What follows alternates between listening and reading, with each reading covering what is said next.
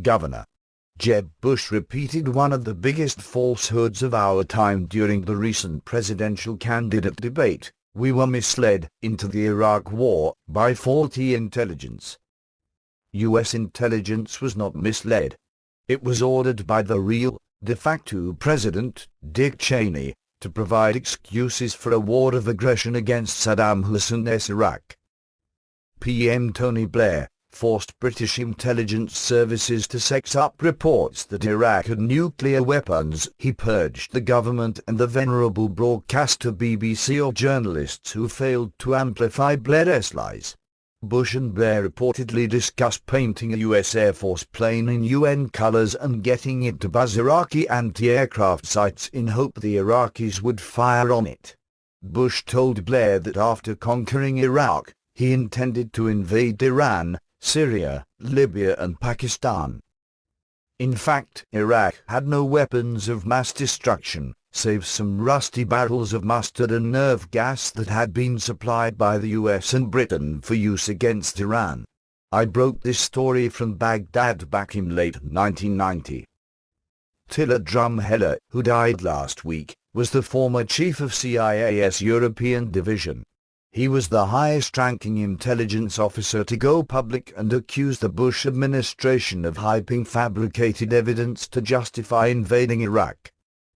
Drumheller was particularly forceful in denouncing the Iraqi defector codenamed Curveball, whose ludicrous claims about mobile Iraqi germ laboratories were trumpeted before the UN by former Secretary of State Colin Powell. Curveball's claims were outright lies, and Powell, whose career was ruined by parroting these absurd allegations, should have known better. Curveball was an agent provocateur clearly sent by a neighbor of Iraq to help promote a U.S. attack on that nation. Whether it was Kuwait, Saudi Arabia or Israel that sent Curveball, we still don't know. All three fabricated evidence against Iraq and passed it to Washington. That is where U.S. intelligence was indeed misled. But that's only a minor part of the story. A Washington cabal of pro-Israel neocons, oil men, and old-fashioned imperialists joined to promote a grossly illegal invasion of oil-rich Iraq. One of its senior members, former Pentagon official Paul Wolfowitz, admitted that weapons of mass destruction was chosen as the most convenient and emotive pretext for war. Orders went out to CIA and NSA to find information linking Iraq to 9/11s and weapons of mass destruction. Some of the worst torture inflicted on suspects kidnapped by CIA's action teams was designed to make them admit to a link between 9/11s and Saddam Hussein. There was, of course, none. But administration officials, like the odious Condoleezza Rice, kept broadly hinting at a nuclear threat to America. Prior to the 2003 invasion of Iraq, polls showed a majority of Americans believed Iraq was threatening the U.S. with nuclear attack and was behind 9/11s. Amazingly, a poll taken of self-professed evangelical Christians just before the U.S. attacked Iraq showed that over 80% supported war against Iraq. So much for turning the other cheek. Most of the U.S. media, notably the New York Times, Washington Post and Wall Street Journal, amplified the lies of the Bush administration. TV networks were ordered never to show American military casualties or civilian dead. Those, like this writer, who questioned the rationale for war, or who wouldn't go along with the party line, were blanked out from print and TV.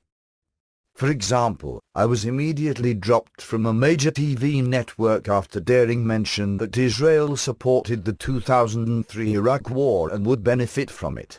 I was blacklisted by another major U.S. TV network at the direct demand of the Bush White House for repeatedly insisting that Iraq had no nuclear capability.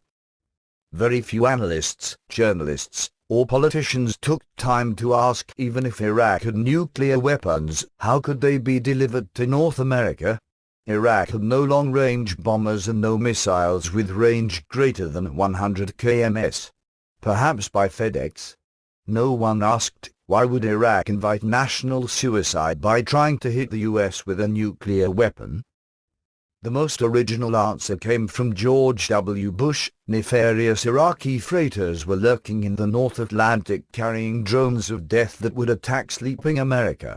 This hallucination was based on a single report that the bumbling Iraqis were working a children's model airplane that, in the end, broke and never flew. What inspired such a phantasmagoria?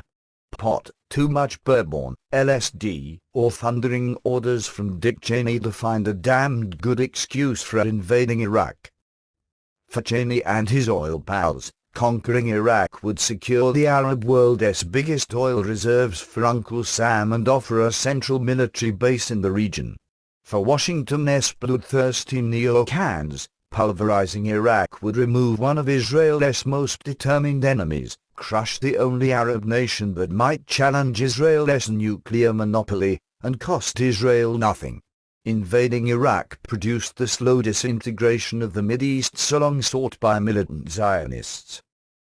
It all worked brilliantly, at least from Israel's viewpoint. Not, however, for the US. Bush's invasion shattered Iraq, led to Al-Qaeda and ISIS, and left Washington saddled with a $1 trillion bill instead of the $60 million cost estimated by Wolfowitz.